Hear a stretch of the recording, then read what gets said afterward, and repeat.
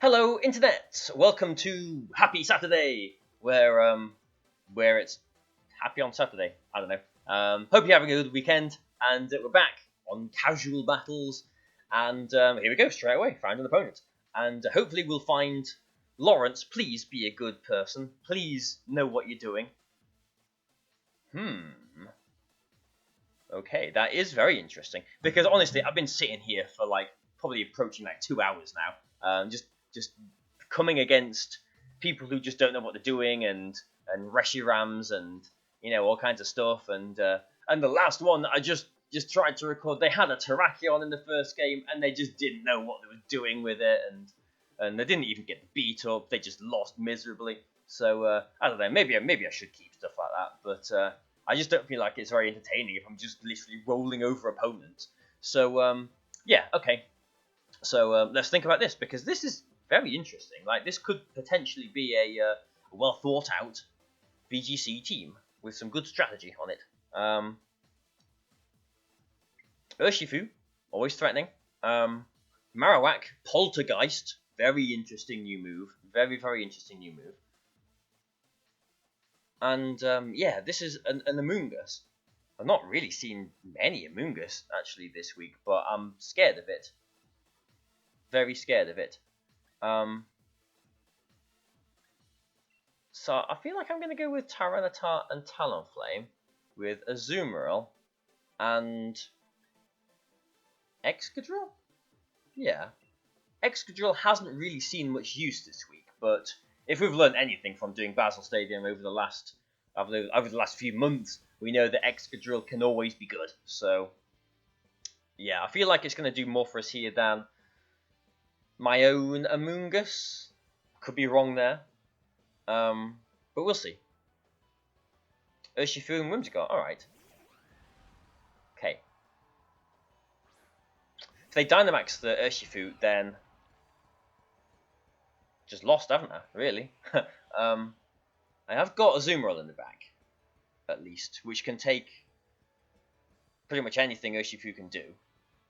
And I have got Excadrill, but Urshifu is naturally faster than Excadrill, which might explain the sort of drop off of Excadrill. Actually, thinking about it, do I want to swap Azumarill in for Talonflame here?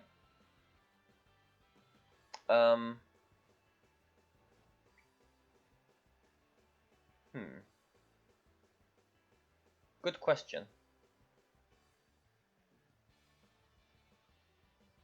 Yes, I have just frozen. No, I'm trying to think. This is a bad situation. Urshifu actually has a lot of coverage against all of this team, really. Aside from the Azumarill, really. I can't stop him going for a Tailwind, or I can match his Tailwind if I want. But even if I matched his Tailwind and then got Excadrill in the sand, I would be faster, but can't really do a whole lot to Urshifu, and yeah, it makes sense for him to be Dynamaxing.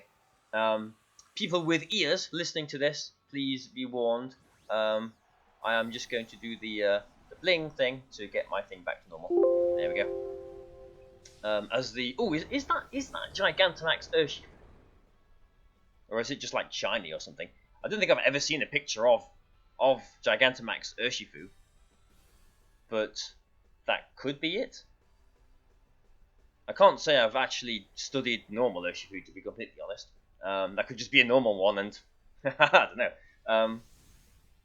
But yeah, Max Knuckle, that's bound to be into the Tyranitar then. Which, of course it goes through Protect, doesn't it? Or does it? No, surely not, because that would have just one-shot me if that had gone through Protect. Okay. So, and it is Life Orb. Is this a game where Azumarill is going to have to do the business without the belly drum? Maybe. Oh, well, I mean, at least this is a more challenging game. At least we're in a position now where we've actually got to think, which is good. So I guess we will just... I mean, they're just going to probably Moonblast. They might just double into the Azumarill, though. But if I Rock Slide here, that forces the Whimsicott to attack the Tyranitar, I suppose. I'm assuming at this point the Whimsicott hasn't got like Energy Ball, but he is a +1 attack with the Urshifu as well. I'm just thinking, do I try and Belly Drum here or not? Because the Max Starfall without the Belly Drum isn't going to one-shot the Urshifu, but it probably will put it in range of Brave Bird. So yeah, we'll do this. So we're actually not gonna drop this time. We've danced with the dragons, but we're not gonna drum with the bunnies. We're gonna just hit them, essentially. So I'm curious how much this is gonna do without any boosts. And it is kind of nice that Azumarill is a bulky Pokemon to begin with, and I've still he has got Energy Ball. And I have still got my... Oh, but he does it into Tyranitar. Okay. But I have still got my Citrus Berry. So, I mean, I guess my theory was kind of there that they did need to... Well, they didn't even need to, but it kind of made sense for them to target the Tyranitar with their Whimsicott since I was at +2. Oh, I didn't Dragon that, so just Protect, didn't I? That's what I was thinking. That's where I got the boosts from. But he has got Airstream, so that is one way that Urshifu can hit Azumarill then. Max Airstream with Life Orb, and the Sand isn't going to take out Urshifu here, but his own Life Orb will do next turn if I don't Brave Bird it first. And I think that's what I've got to do, isn't it? So there's my Citrus Berry, which is only going to heal back a tiny little amount of my HP, as it would appear there. Yeah, I've got to go into Talonflame because they've got Tailwind up. Excadrill is going to be slower. No, it isn't. Yes, it is, because I've not got my own Tailwind. So yeah, even though Urshifu is going to go down to its own Life Orb, I have to Brave Bird it here because I can't allow it to take another knockout. I will just Max Starfall into the Whimsicott, even though I'm sure my Azumarill will be taking an Energy Ball here. It's not going to appreciate it. But this Max Starfall will do a decent amount of damage back to the Whimsicott. I'd like for it to knock it out, because then he's not going to be Tailwinding again in the future. Yeah, I might even be able to take another one of those. Maybe. But come on, huge power, Azumarill. You can do it! You can do it! Nice. Well, there you go. Here's a lesson then. You don't have to Belly Drum to be a good Pokemon. And actually, I can't remember if I said or not on like Monday about Azumarill, how I think Marowak is the last Pokemon though. How I think this game isn't over at all. How I think Azumarill with Belly Drum probably isn't going to be used that much. I think Assault Vest Azumarill is going to be the most common item for it, just because it is a bulky Pokemon and it does still hit hard with its huge power. But we have got Excadrill in the back, which is nice, but I'm gonna say that this Marowak is gonna be able to one-shot this Talonflame. You know, it is going to have either Poltergeist, which will one-shot me, or Rock Slide, which will one-shot me. I can't Protect with Talonflame, so I'm just wondering, do I taunt the Amoonguss here, or do I just attack it? I am going to just attack it, actually, with Flare Blitz. This might be a mistake. And I'm going to Max Guard, which also might be a mistake. But I'm going to do these things. If he protects his Amoonguss here, then obviously that's not good. But if I taunted it, then, you know, protect to protect, either way. But, oh, is that a critical hit? No. Wow, okay. Talonflame. There's the Poltergeist. It's going to be attacked by my safety goggles.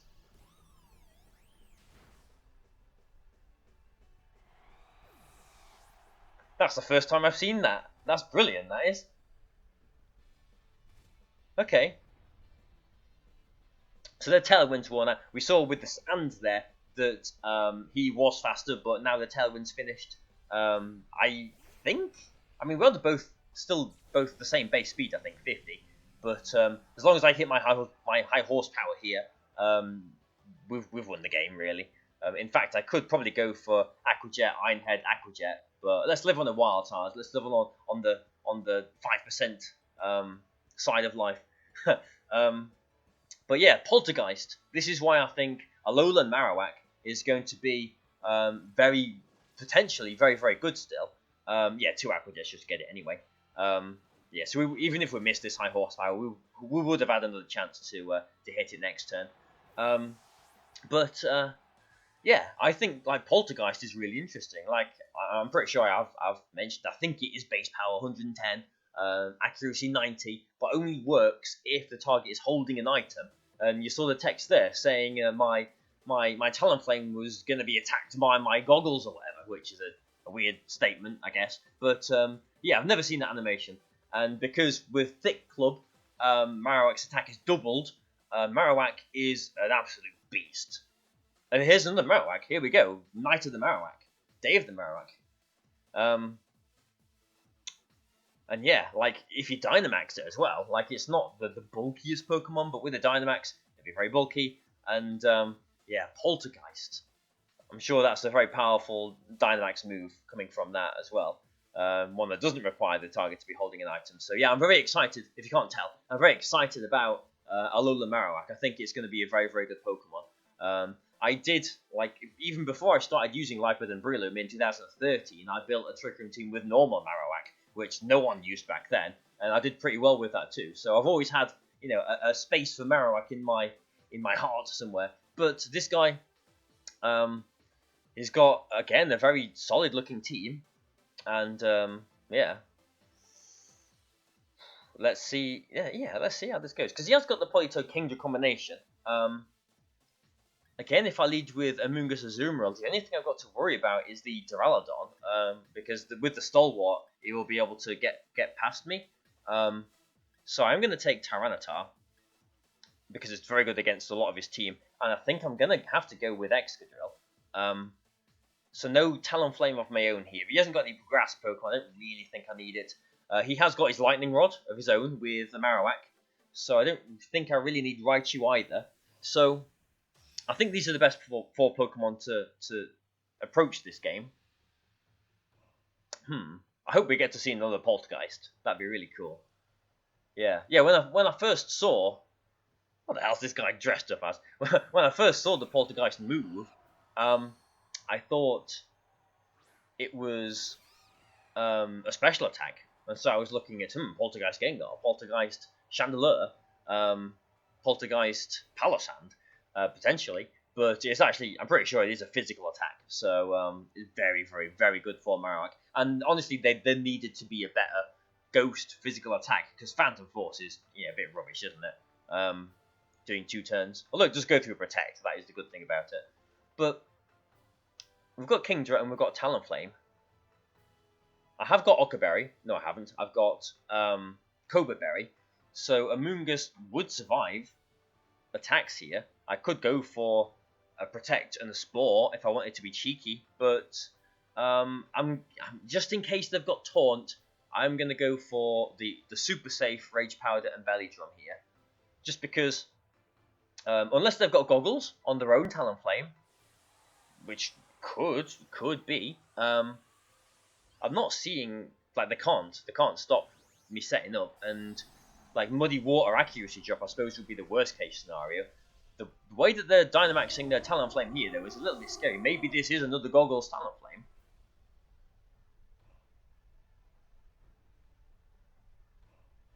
Okay, not sure why he protected there. Maybe he thought I was going to try and go for the cheeky Spore, perhaps.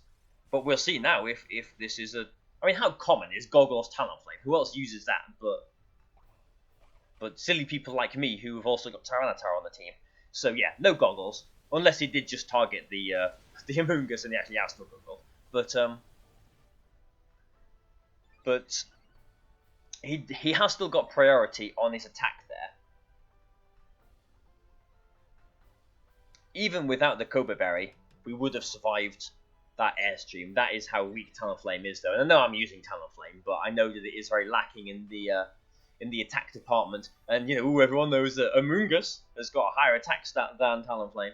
But, yeah, I didn't even do half, so I didn't even need that berry to survive that. So the berry was a bit of a waste there, I guess. But now, they do still have priority, so they will attack before my Aqua Jet.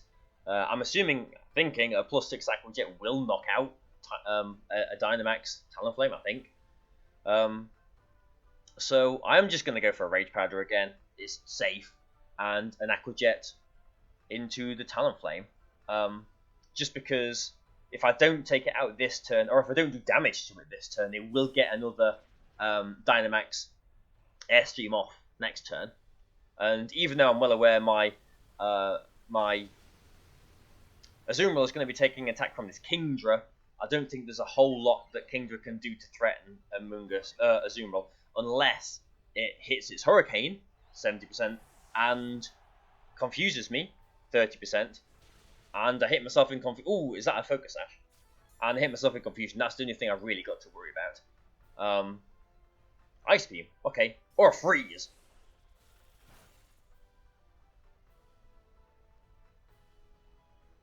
No freezes. Okay, so, and we saw that was a Life Orb Kingdra as well. So Focus Sash Talonflame is interesting. It does mean that, well, he hasn't got priority on his attacks anymore. This Kingdra is fast as well now, though. I think I should put Tyranitar in. It does feel like a bit of a waste going for an Aqua Jet in the Talonflame, but yeah, especially because it's not actually doing that much damage, really, is it? I could just double protect here and let the Sand take care of the Talonflame, but then he'd get a free switch into Politoed, wouldn't he? Yeah.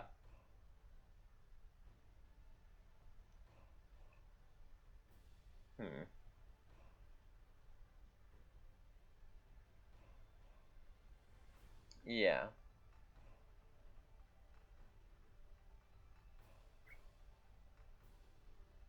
This is tricky. Okay. So what I'm thinking then is I'm going to protect Tyranitar here, and I'm going to Dynamax my Azumarill and max Starfall into his Kingdra, because unless he does swap Politoed in this turn, the Sand is staying up, and the Sand will take care of the Talonflame after this turn. We saw the Kingdra went for the Ice Beam, so that's maybe the best it's got for my Azumarill. So a combination of a max Airstream and an Ice Beam isn't going to knock out my Azumarill, and I will definitely be knocking out this Kingdra at this point. And even if it protects, we'll be knocking it out through the protect. And yeah, so that is into the Azumarill. That does do more damage than I was thinking, actually. But the Sand, it's a critical hit, but the Sand will take care of the Talonflame. Hydro Pump into Tyranitar, okay. So we've got 2 knockouts this turn. I was worried about giving him a free switch into something, but now he's got 2 free switches into 2 somethings. But at least if it is Politoed, I can get the weather back, although that would be potentially sacrificing Excadrill, which I might need to hit a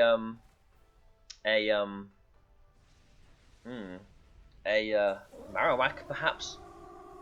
But Tyranitar can hit Marowak as well. I'm taking Azumarill, but I'm just expecting Azumarill to be slower and get knocked out by whatever the Politoed's partner is. He might not even have Politoed. It could be Dusclops and Marowak, actually. Oh, there's a Politoed. And a Duraludon. Oh, okay. Well, I am glad then that I've got my Excadrill in the back. But I do need to be getting damage now into this Politoed. The Duraludon has to target the Azumarill here, doesn't it? I'm going to go for a Crunch into the Politoed, because I want to put it in range of a high horsepower. But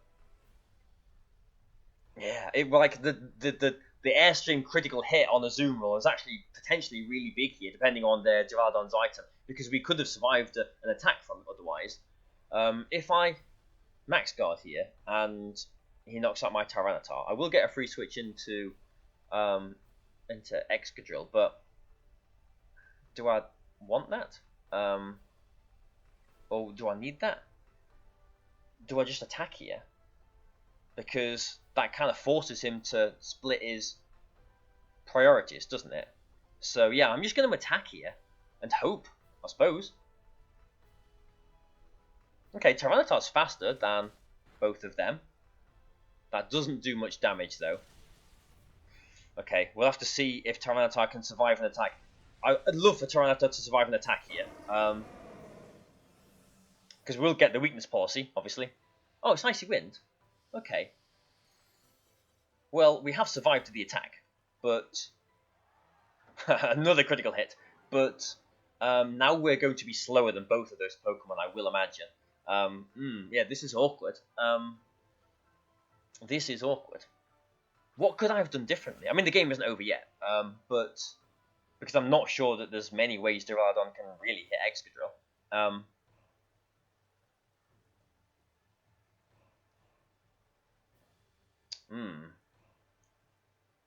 And I don't think there's anything fancy I can do here because because Duraludon can't really touch Excadrill, it will just Flash Cannon into Tyranitar here. Excadrill might not survive an attack from the Politoed.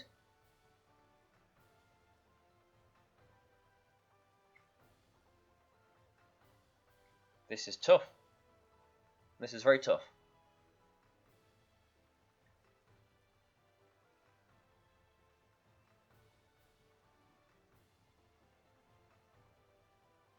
I'm just going to attack and see what happens.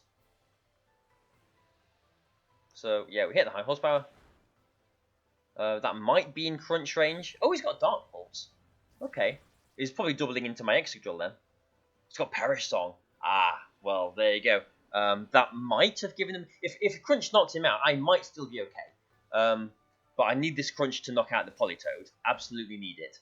Okay, okay. That's not too bad then. But we need to call things right here.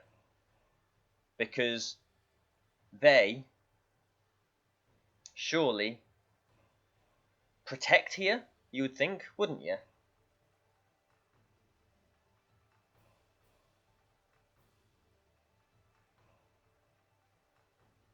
Is he going to protect? He can't knock out my Excadrill here. He doesn't protect. He can't knock out my Excadrill without a critical hit.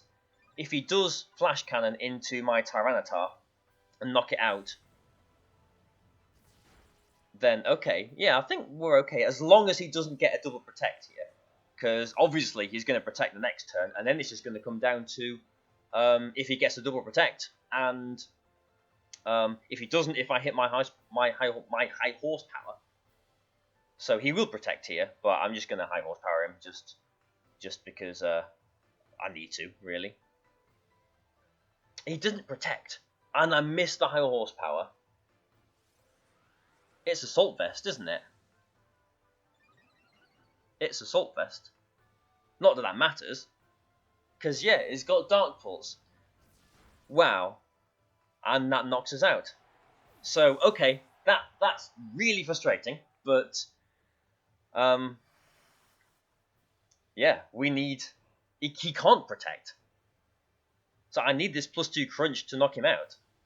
But there was nothing else I could have done there if I thought a +2 Iron Head and 2 crunches was going to knock him out at +1 with Tyranitar. Because, yeah, he's not going to protect here, because he can't. He's Assault Vested. Surely. I need my Tyranitar to be very strong here.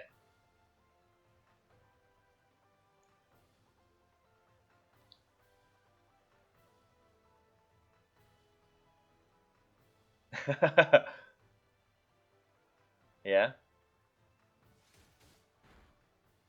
Ah, okay. Okay, whatever, it's done. And Flash Cannon knocks us out anyway. So yeah, that is a little bit frustrating. Oh, I can't believe another loss to a stupid thing like a 5% chance like that. I mean, again, not that it really matters. I keep on having to remind myself of that, but it's just really frustrating to lose to stuff like that. But I mean, let's just rewind because I don't think I did anything wrong there at the end. I think I played that right because let's say um, let's say he's not assault vested, and the best he's got is dark bolts to hit my Excadrill. Let's say he's not assault vested. He has got protect, so surely his play, seeing as he's got the parry slung up, would be protect, attack, protect, or protect, try and double protect, and protect. That would be his play at that point if he had protect. If he doesn't have protect, i.e., if it's assault vested, i.e., as he was. Oh, and let me just finish my last point as well too. And if he has got protect, then my play is obviously to go for a sword stance because he can't hit my Excadrill and take me out in one more hit from there. So if he protects, fine, I get my sword stance, then I can one shot him. If he doesn't protect, as he didn't, he still can't knock out my Excadrill in that one hit. And so I'm still basically in a position where if he has got protect, he protects the next turn, and then it's double protect. If he gets the double protect, he wins the game. If he doesn't, I win, essentially, if I hit the high horsepower. But because he was assault vested, there was no protects there. Again, he couldn't take out my Excadrill from that slot. So even if I didn't sword stance and I went for 2 high horsepowers instead, I still would have needed both of them to hit. And because that one missed there, both of them wouldn't have hit, and it wouldn't have made any difference. Unless I suppose you could say that a combination of crunch and high horsepower there would have worked. But if he did have protect and I didn't sword stance there, then the combination of a normal high horsepower and a normal crunch probably wouldn't have taken it out because it would have been probably a bulkier one anyway too. So yeah, I think I did the right move by sword stancing at the end there. And at the end of the day, I only lost that game because of a 5% miss chance. But yeah, at least these games have been competitive. At least they've been quite interesting. Azuma got to do some stuff without belly drumming in the first game. So I hope you've enjoyed it anyway. I'm starting to enjoy this less now when stuff like this happens. But yeah, as long as you're enjoying it, I'll be back again tomorrow for another day, another video with this team. I don't know what I'll do past that, into next week. But like, share, comment. I hope you've enjoyed it. I will see you tomorrow. See you then.